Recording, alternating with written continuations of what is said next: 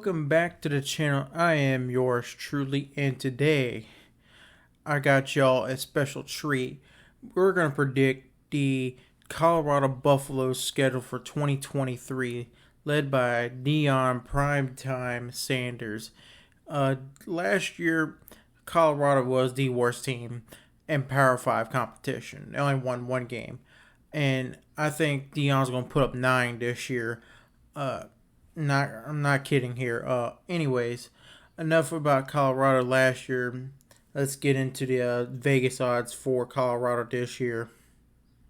So the odds put out by most Vegas sports books, it may vary from sports book to sports book, but anyways, the over/under win total for Colorado this year is at 3.5.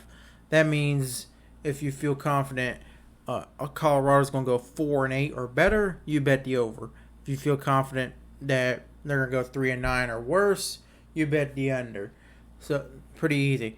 Now, if you're feeling like Deion's going to take you all the way to the promised land, going to get you a national title in his first year at Colorado, I tell you what, the odds are at plus 30,000. So you put $100 down, and if Colorado makes it to the championship game and wins the championship game in his first year, you'll win $30,000 from the sports books. Other than that, you're just pretty much donating your money to the Vegas casinos. For the Pac-12 odds, same thing. Unless you're feeling absolutely behind Deion, he's going to get the primetime train rolling through the Pac-12 and win that sucker in his first year. The odds of Colorado winning the Pac-12 this year is at plus 10,000. For reference, only Stanford has even worse odds in the Pac-12 this year. So, I mean, you do what you want with your money. I'm going to keep my money and not bet on Colorado, but hey, that's just my opinion. So let's get right into the schedule. As we take a look at Colorado's schedule, one thing I kind of noticed with Colorado's schedule is that a lot of their harder games are at the first half of the schedule, meaning that this looks like a front-loaded schedule. So Colorado's going to get a lot of their difficult games out of the way early on, and then the second half of the schedule is going to be a little bit easier. And then their bye week is station between Stanford and UCLA, so that's a good spot for Colorado to have a bye week to give 2 weeks to prepare to go play UCLA. So anyways, let's get to picking winners and losers. For the first game on Colorado's schedule, they will go on the road to play TCU, the national champion runner-up of last year, and this is going to be a big-time game for Coach Prime. This is his first game as the Colorado head coach, so there's going to be a lot of attention, a lot of spotlight on this game. Unfortunately for Colorado, I see this as like a 30-point win for TCU at home for them. So give Colorado a loss to open the season out. The next game on their schedule is a home game with Nebraska, and Nebraska, like Colorado, they were terrible last year as well. So these are going to be like two trash cans fighting to see who's going to be the golden trash can this year. I'm going to have to give the golden trash can a trophy to Nebraska, and Colorado takes another loss, this time to their rival Nebraska. So they're off to an 0-2 start. The next game on Colorado's schedule is a rivalry game. This time it's at their in-state rival, Colorado State. It's a home game for Colorado, and I think Colorado and Deion gets their first win of the season at the hands of their in-state rival. Probably a 3, 4, maybe 5 touchdown win, somewhere in that range. The next game for Colorado is a road game to Oregon, and I think this is going to be a beat down by at the hands of Oregon. It might be like a 4, maybe 5 touchdown loss for Colorado, maybe less, but I'm feeling 4 to 5 touchdown loss to Oregon. So Colorado sits at 1-3 for the season so far. Next game on Colorado's schedule is a home game with USC, and there is no rest for the weary for Colorado, as USC is just as good as Oregon this year, returning their Heisman winner last year, and I think this is might be just a touch closer than the Oregon game, but I still think this is a beatdown by USC, and I think Colorado loses by, I don't know, four, maybe 3 or 4 touchdowns, somewhere in that range. So, yeah, give me the USC win over Colorado. Now, the next 2 games for Colorado, I think they're going to at least win one of these games. I have a stronger feeling it's going to be against the home game against Stanford than the road game against Arizona State, but it could flip flop. It could be they win over Arizona State and lose to Stanford, but anyways, they go 1-1 during this 2 game stretch. So that puts their record at 2-5 for the season.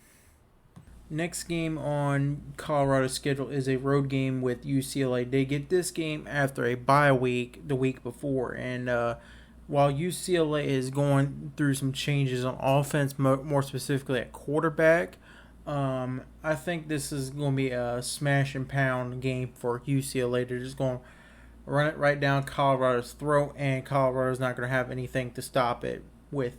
And on the other side, I just see this being a disastrous game for Colorado. So I think Colorado loses this one as well. The next game for Colorado is a home game with Oregon State. Now, Oregon State is probably one of the most slept-on teams in the Pac-12. They won 10 games last year, including their bowl win. But I think this game is going to be a close game. I think Oregon State is going to have one of those struggle bus games where they just struggle to get things going.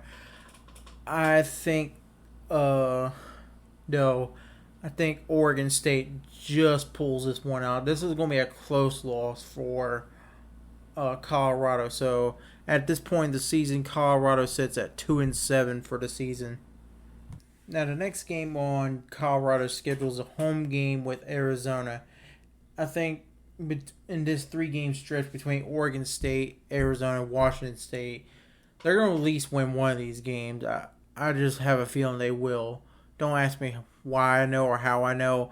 It's just a gut feeling. I think it's going to be coming against Arizona. I think they're going to pull off an upset, even though Arizona's probably going to be favored in this game. I think Colorado's going to pull off an upset and win this game. Now, the next game for Colorado is a road trip to Washington State. And Washington State last year was decent. They weren't terrible, but they weren't great either. I think Washington State pulls out a touchdown to 2-touchdown win over Colorado.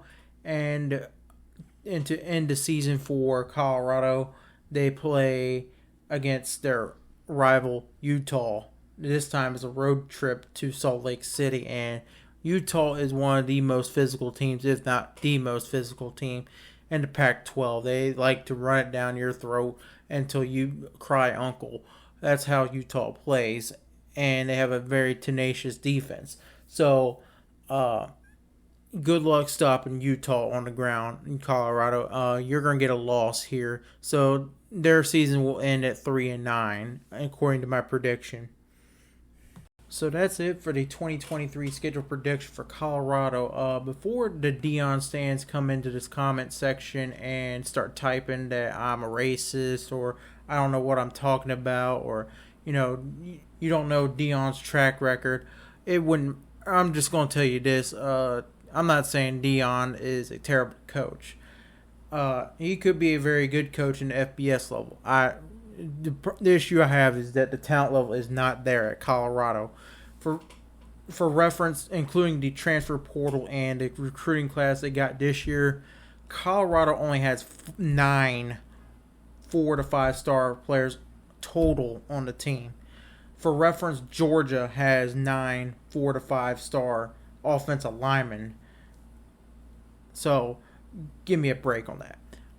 Another thing is, it wouldn't matter if Colorado had Nick Saban as its head coach, Lincoln Riley as its offensive coordinator, and Kirby Smart as its defensive coordinator. You're not going to get no more than about 5 to 6 wins max with this team. It's just the talent is not there. The defensive line is small. It looks like a JV football team. It just looks they just look small, and Colorado only has a handful of players, impact players on its team. So where you're gonna get the production from? Shador, maybe Travis Hunter. Come on, give me a break. So just think about it before you send that comment to that Dion Stan that's typing right now on their keyboard. Yeah, like I said, Colorado's ceiling this year is probably gonna be 5-7, maybe 6-6, barely get into a bowl game. I think their floor is gonna be at 1 win. I don't think Colorado this year is gonna go winless. I just do not see that happening. So, anyways, if you like the content, you like the style of this video along with other videos, hit the like, subscribe, comment down below. I love reading some of these comments. Actually, this video was a suggestion from a fan in the comment section, so shout out to him. I hope you're watching this, and hope you feel appreciated. And I thank you all for watching my content, taking time out of your day to watch me, like and subscribe, and comment, and to get the video boosted into the algorithm. Anyways, until next time, thank you for watching.